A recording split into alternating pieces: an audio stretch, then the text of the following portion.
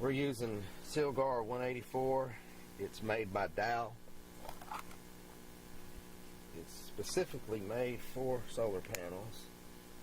Alright, so we're going to mix it together. Just pour it in. It has the consistency of like syrup. I like to build my solar panels in the fall and in the winter. The slower the setup, the better.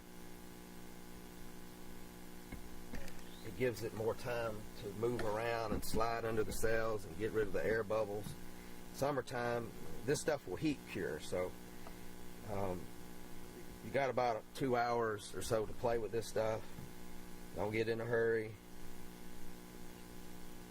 Just take your time. You don't want to mix it real violently and get a lot of air whipped in it. Just stir it slowly.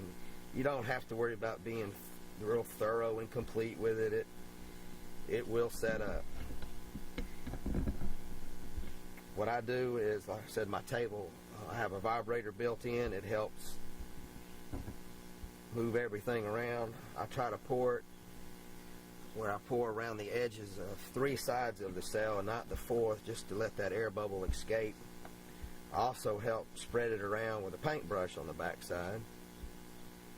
And then when I'm done, I'll leave the vibrator running for about an hour. I'll cover it with a piece of cardboard and keep it in the shade, and I'll leave it alone for 3 days. Just let it sit there and do its thing. After that, my barn faces south, so I can open this big door and leave this all in the barn with the sun shining on it and let it heat up. And I won't put this on my array for a week or two.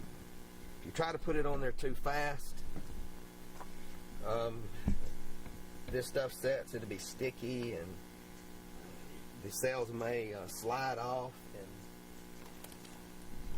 and especially when you put it in upside down, it gets out in the heat. So I leave it upside down. So if you turn it right side up, if you put it out and try to use it, it may slide off on you. So give it at least a week. So just going to pour. You don't have to be worried about being neat and worrying about getting it extremely accurate. Just pour it out. It all slides around, and got plenty of time to play with it.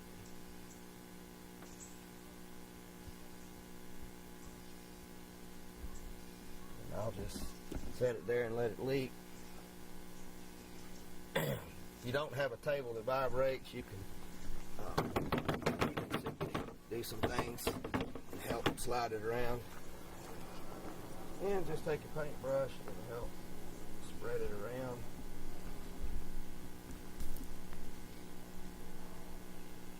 If you end up with a high spot, with a cell sticking up, don't panic. You can come back later and add a little bit of that clear silicone to the back side. It won't matter on the back. This silicone stays pretty clear, but it will get cloudy. You set it out in the sun in about 3 months time, it's cloudy. So this 184, it stays optically clear. 30 years, you'll get a lifetime out of it. And you just spend some time spreading it out.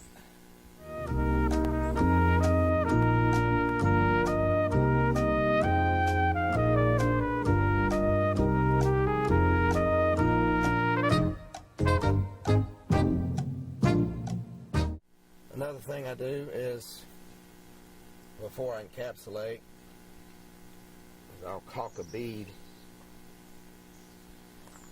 make a dike as close as I can to the cells, and that keeps from wasting that encapsulant over here on the edge. Now this glass runs all the way almost to, you only got about a 1/4 inch gap, so all your solder connections that are made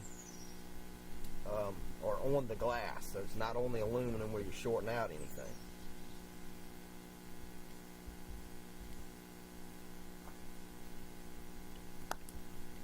You can also take a little dab, you can see here in the corner, a little dab of silicone, and it helps hold that cell in place. And there's one here, there's one there. I dab them just here and there to help hold them from sliding around while I'm encapsulating. Doesn't hurt a thing. You'll see bubbles start appearing that are working their way out from underneath. It takes time, it takes hours, if not days.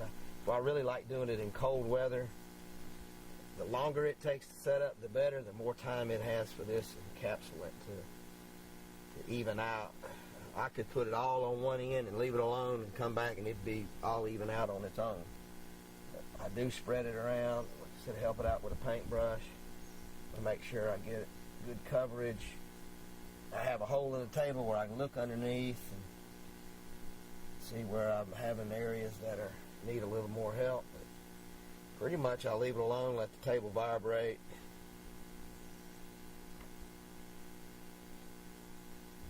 I'll get every drop.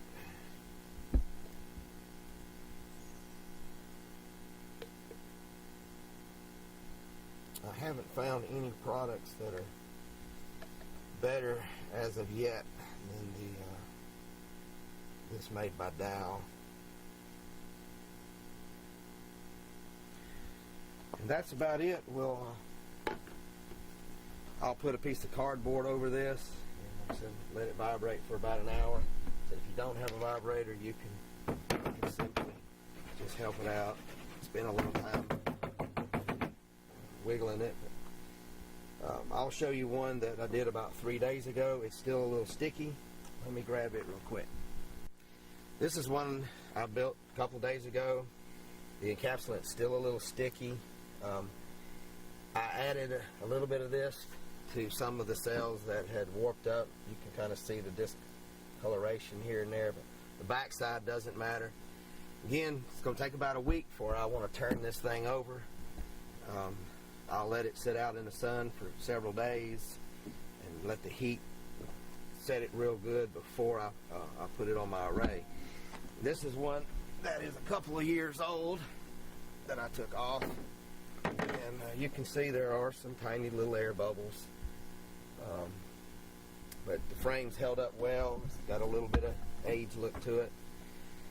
The glass we use is a clear tempered 1/4 inch glass. A lot of the solar panels you buy out there are just 1/8 inch glass, and they break easy. You get a 60 mile an hour gust of wind, and it breaks, and the frame's so weak it won't survive. So again, everything we're building is to try to last for 30 years, not just one summer. The glass has a 25 pound per square foot snow load and 100 mile an hour wind load on it. This system should last you. Take care of it. It should survive a hailstorm. I do bring mine in the event of a hurricane, unbolt them, run them in, and when the storm's gone, put them back, just safety reasons.